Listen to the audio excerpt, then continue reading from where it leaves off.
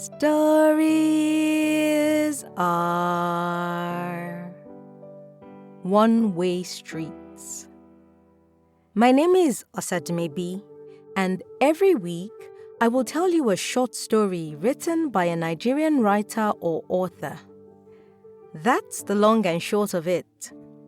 So without much ado, this week's story is by Efosa Dorcas Uwagboe, and it's titled To Heartbreak. The first time we saw each other, it was like fate. I finally got to experience my favorite scene from my favorite novel. I felt butterflies in my stomach, but it wasn't due to the unhealthy amount of beans and bread I had for breakfast. I felt shivers run up and down my spine, and even in the dryness of the Harmattan season, my skin broke out in sweat. I should have said, the first time I saw you, because it seems you didn't see me that day. That beautiful day, for me at least. I'd worn my favorite comfy jeans, which made my behind look good, and my sparkling white packet shirt with my silver necklace. It was fate that the first time I saw you, I was dressed my best. You'd worn a black t-shirt which made your arms bulge, and pressed black pants which gave you this holy bad boy steeze. Even though we were in church, I found myself wondering how many times a week you went to the gym, and if I could follow you the next day, maybe to do 1 or 2 exercises, or maybe to watch your arms flex as you lift dumbbell after dumbbell. But now we'd never know. That was the first time I saw you. But apparently, the first time you saw me was not my lucky day.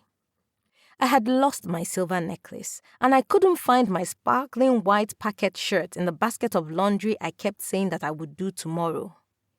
It wasn't fate that when you finally saw me, I was at my wit's end, and I had just about given up on myself and my writing career.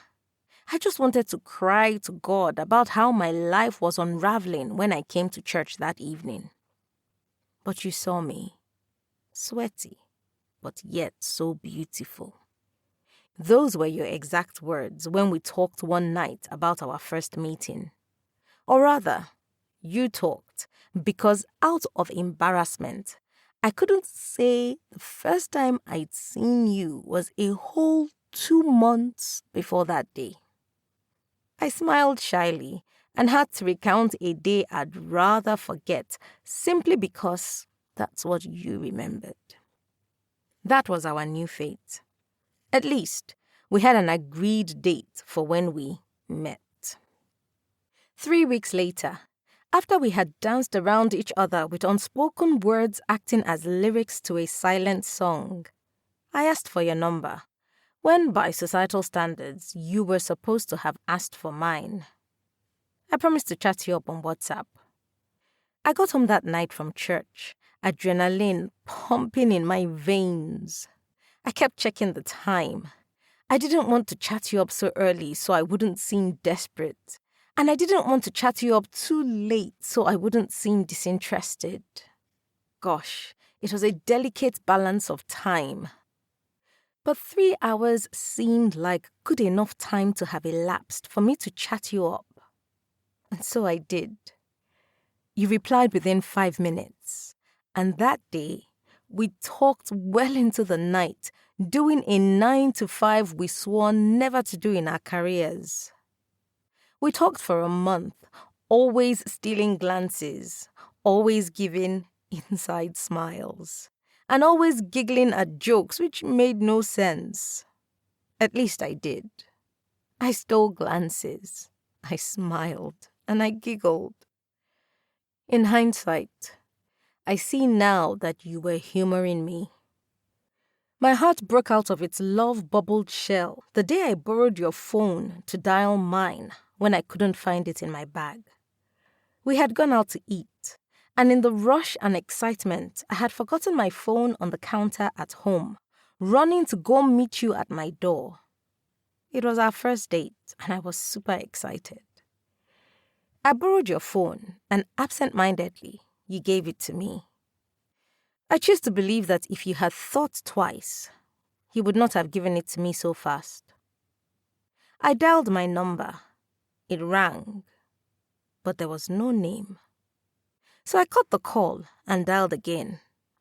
Perhaps I had forgotten the sequence of the phone number I had used for over 7 years. Again, there was no name. Only a couple of numbers, which certainly made no sense to me.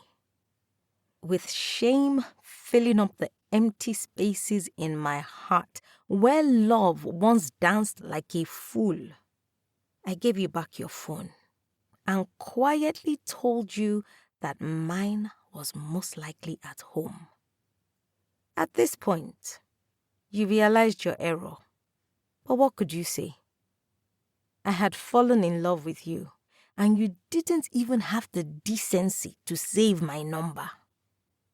Our journey back home was fraught with the heavy silence of our unspoken words. You kept opening your mouth, flapping it like a fish out of water, but there were no words to defend yourself. From my peripheral vision, I could see you trying so hard, but I was too drunk on my shame and my hurt to say a word. You dropped me off at home, and I thanked you.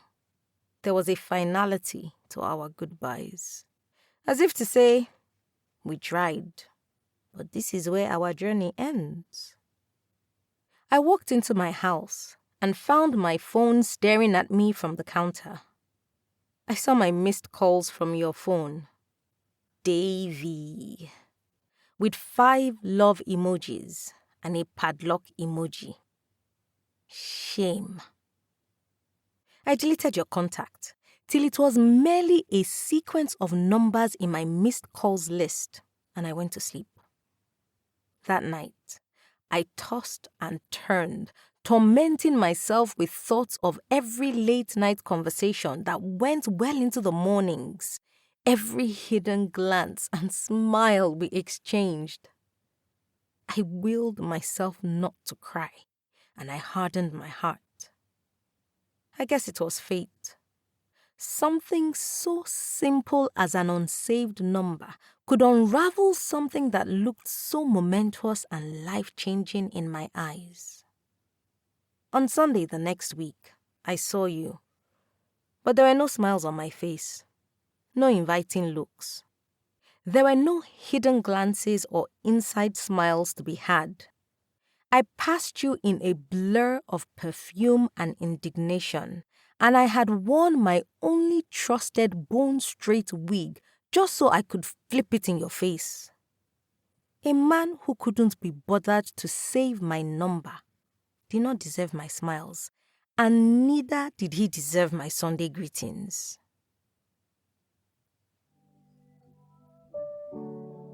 Efosa Dorcas Uwagboe is an emerging Nigerian short fiction writer who dabbles with themes of grief, loss, love, and emotions too deep to put into words.